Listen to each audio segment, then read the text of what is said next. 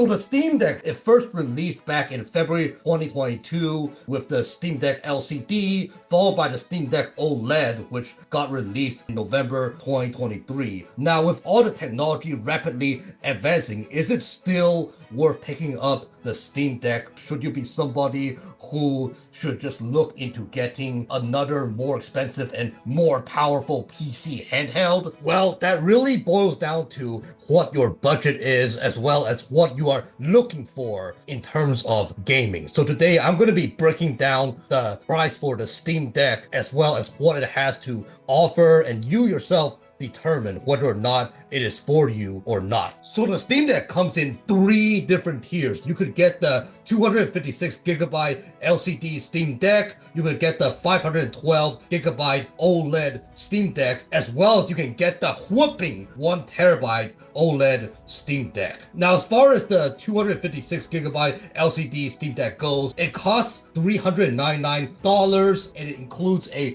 1280 by 800 LCD display, a 7-inch display screen, up to 60 Hz refresh rate, is able to receive Wi-Fi 5. It can be played for about 2 to 8 hours depending on the game, how graphically intense it is. It includes a 45-watt power supply with a 1.5 meter cable, which in my opinion, it is a plenty enough length for me. I know different people maybe have a different type of opinion, but to me, it serves me well. As well as it has a travel case and a Steam profile bundle. Now, the 512GB OLED model is $549. It has a 1280 by 800 high dynamic range OLED display, a 7.4-inch length diagonal display screen, up to 90 Hz of refresh rate depending on the game. It is able to receive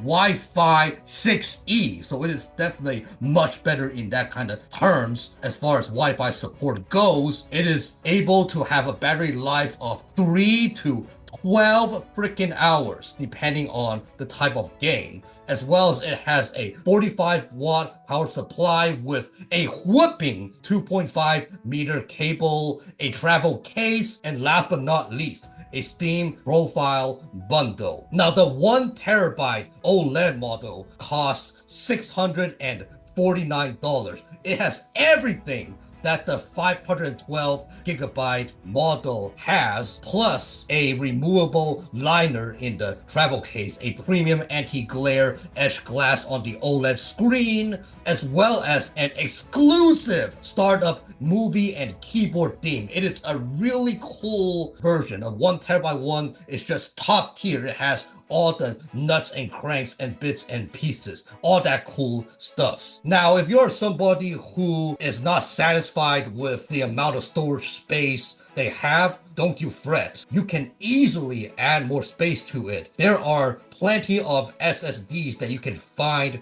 for a reasonable price, in my opinion, in the $120 to $150 price range, and they are 2 terabytes in storage. So if you're looking at this, let's just say if you want to get the 2 terabyte drive into your Steam Deck, you will be spending in between, the low 500s or the high 700 to get 2 terabytes of storage. So that is really not bad, because if you are somebody who wants the alternative like the ROG Ally X, just getting a 1 terabyte model costs you around $800.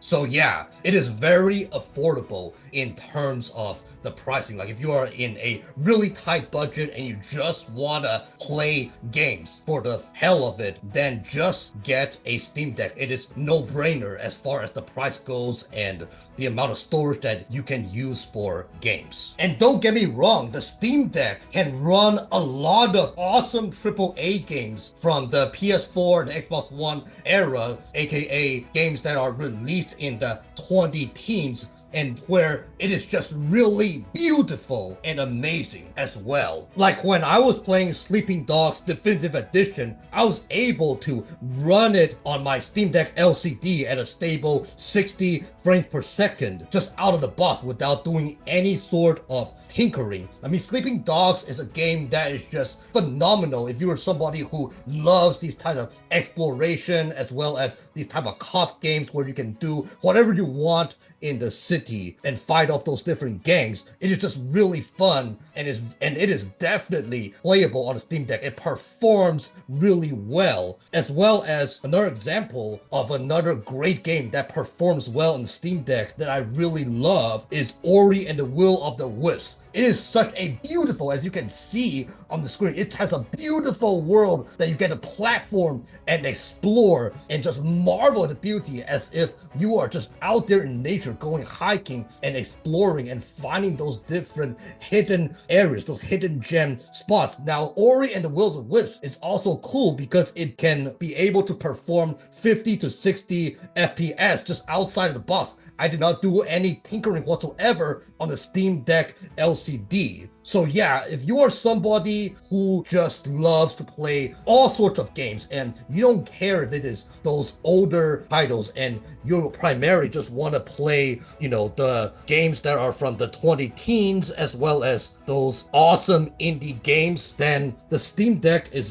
probably fine. Like, you will definitely enjoy it. It has you covered. It is amazing, and you will definitely love it to death. You will not regret this purchase. If you treat games as games and they're just a great way to just experience games and you don't care about playing the latest and greatest, then the Steam Deck is definitely worth it for you. I would say definitely pick it up, especially with the Steam Deck being the most friendly, as well as there's a better and bigger community base. So in case you have some problems with certain games and you need some tinkerings and whatnot, it is very easy to find the support because obviously more people owns a Steam Deck compared to other PC handhelds. So yeah, if that's the case, then definitely go for the Steam Deck. It is a no-brainer. You must buy it. But that being said, if you are somebody who, on the other hand, is more looking to play the latest and greatest, the big blockbuster AAA graphically intense games that are just released recently, then I will say not so much. It most likely is not a good purchase.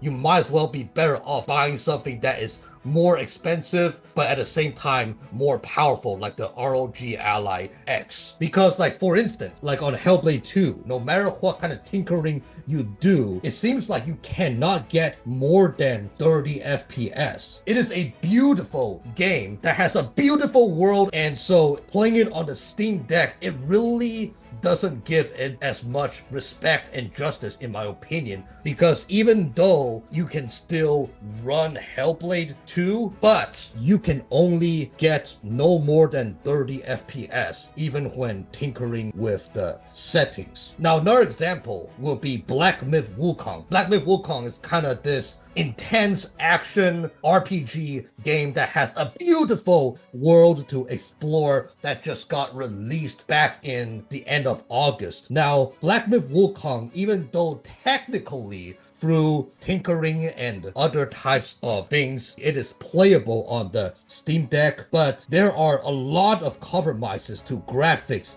and frame rates that must be made just to make it playable on the Steam Deck, to make it run properly, or else it would not. So yeah, if you are somebody who am just looking to play the latest and greatest and really care about the performance of the games, then I honestly cannot recommend the Steam Deck right now in 2024. Either wait, hope, and pray that Valve will release a Steam Deck 2, or just go with a more powerful PC handheld like the ROG Ally X. Now, another reason that you probably shouldn't get a Steam Deck is if you are somebody who primarily likes to play these big multiplayer games, because a lot of those different companies, they may not support anti-cheat for the Linux softwares, as well as if you are somebody who wants to be open to play various types of storefronts other than Steam, the Steam Deck may most likely not be for you, because the Steam Deck, yes, I know you will be saying that there are ways to do that. There are some tinkerings that you can do to be able to run those different storefronts and also able to run Windows and blah, blah, blah. But if I have to go into all that work to do all those different tinkerings and work around the system, to be honest, it is not worth it. I would much rather pay a few $100s upfront for a system that is designed to be able to access those different stores. Now, before I wrap this video up, there's one important thing that I need to address, and that is SteamOS. Because SteamOS, for the longest time, it has been a major system seller for the Steam Deck. I mean, a lot of people, as far as PC handheld enthusiasts go, they do not like to be operating Windows on a handheld. Operating Windows on a handheld is a pain in the butt. Now, with Valve confirming that SteamOS is going to be expanding beyond the Steam Deck and going to be able to be available soon to other PC handhelds like the Legion Go and ROG Ally X, then that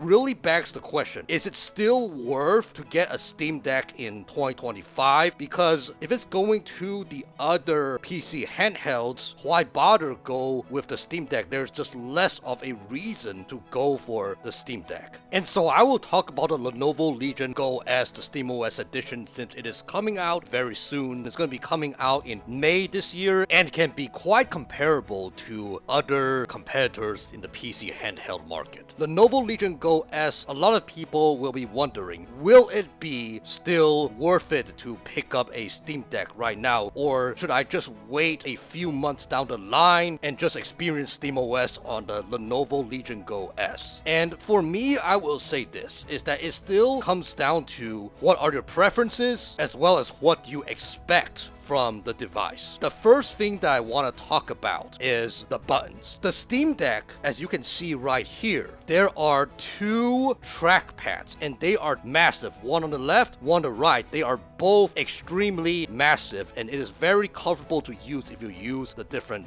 trackpads on the Steam Deck, if that is your thing. Now, as far as the Lenovo Legion Go S, it appears that there is one trackpad on the right side of the Lenovo Legion Go S, but it is extremely tiny. It is so tiny that it's almost as if it is not much of a help, in my opinion. Okay, it doesn't seem like it will bring much value to the device, at least for me. Now, as far as back buttons go, as far as the Steam Deck, you have 4 back buttons. You have 2 on the left and 2 on the right, as opposed to the Lenovo Legion Go S. You only have 1 button on the right and 1 button on the left in the back of the Lenovo Legion Go S SteamOS edition. So that is something to really hone in, is that if you want to go with the Lenovo Legion Go S SteamOS edition, keep in mind that you will have fewer buttons to use to your advantage. So if you are somebody who loves using the trackpads on the Steam Deck, as well as you love to have more buttons to use for a disposable, then I will say Lenovo Legion Go S, probably that may not be something that you should go for. You're better off going with the Steam Deck. And then another thing that people will also argue is that the Lenovo Legion Go S is very, very affordable. The Lenovo Legion Go S 512 gigs that's going to be coming out in May, that is going to be $499, as opposed to the Steam Deck OLED 512 gigs, $549, and then the Steam Deck LCD $400 or $399. Sorry, excuse my French. So if you're looking at that, okay, a lot of people will argue saying that the Lenovo Legion Go S is cheaper than the Steam Deck. So why not just go with the Lenovo Legion Go S, especially with it being more powerful, be able to run potentially more games on SteamOS. So why not just go with the Lenovo Legion Go S that is $499? And I will have to say this, is that it also depends on how you love the display of the screen, because the Steam Deck OLED, it is a display that is much brighter, much vibrant in colors. I personally have not gone to Steam Deck OLED, but as far as me with the Switch, I have both the Switch, the old one, as well as the Switch OLED, and I will tell you this, is that I will take OLED screens any day. So if you are somebody who really wants to have an OLED screen and in the meantime enjoy SteamOS, honestly, the only way to do it right now at the lowest cost possible is to get a Steam Deck OLED. Now, as far as the LCD model goes with 256 gigs, if you really am just concerned with the memory space, you can easily swap the 256 gigs to have much more storage. I pointed it out earlier saying that you can get a 2TB SSD in between the $120 to $150 range, but if you are somebody who want to just go for a 1TB, which is double the size of the Lenovo Legion Go S, you can get those as low as $70 or $80. So if you're looking at that, okay, $400 for the Steam Deck LCD 256 gigs, and you want to have more space, you can pay the same amount combined from getting the Steam Deck LCD 256 gigs plus the SSD, and you will just be spending about the same amount as with the Lenovo Legion Go S, and also have twice the memory. And speaking of games, not all new games will run horribly on the Steam Deck. I mean, there are those indie games, obviously, they will run pretty decent on the Steam Deck, and there are also those games that don't require too much power in order to run on the Steam Deck. Like, for example, okay, one of my favorite games that I mentioned on the top 10 best games to play on the Steam Deck, and that is Metaphor ReFantazio. Metaphor ReFantazio was released back in October 11th, 2024, so that is a game that is relatively new, but then when playing it on the Steam Deck, even without customizing it, even without doing any kind of tinkering, the game can run perfectly fine between the 30 to 60 FPS. It doesn't have any kind of lag or latency or anything. It runs smoothly, and the game is just really fun and really engaging, and I had a really great time. So even if you want to play like newer games, really depends on what games exactly are you trying to look for. If you are more into indie games and games that don't require too much power, then the Steam Deck may be the way to go. However, if you are one of those people who are really picky and really just care about the latest and greatest, the ones that have really high power to it and where it will benefit with really high powered devices where you can get the most out of it, then go with the Lenovo Legion Go S Steam Edition. But for me, I'm most likely just gonna stick with my Steam Deck for now and then just upgrade to the Steam Deck OLED and then just experience Steam Deck a bit more and just go deep into it, because this is my first PC handheld. In fact, this is what made me get into PC gaming, so that is something in which I'm most likely gonna do. And later on, I might consider to try out the Lenovo Legion Go S SteamOS edition. I might try it and maybe just have a better picture on whether or not it is good for me or not. But for now, I'm just really happy with the Steam Deck. I love the games that I get to enjoy on it and all these different stuffs. I really love it. So for now, I'm just gonna stick with the Steam Deck. But yeah, let me know in the comment section below, do you think the Steam Deck is for you now in 2025, or are you gonna go with another PC handheld that is more powerful? What do you think about SteamOS going to the other PC handhelds? Do you think that will affect how well the Steam Deck is gonna be perceived? Would love to hear all that in the comment section below. And as always, if you love gaming lists, gaming reviews, gaming discussions, and everything related to the Steam Deck, please feel free to like, comment, and subscribe so you'll not miss another video. My name is Joe Wang from the Nomadic Gaming Guild, and game on!